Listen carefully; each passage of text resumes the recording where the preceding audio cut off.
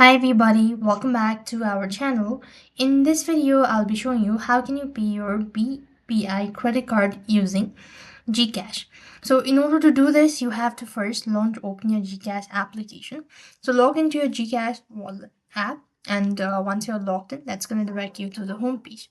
So from the home page, you want to go ahead and click on Pay Bills. You could find you could find these options in the pay bill section.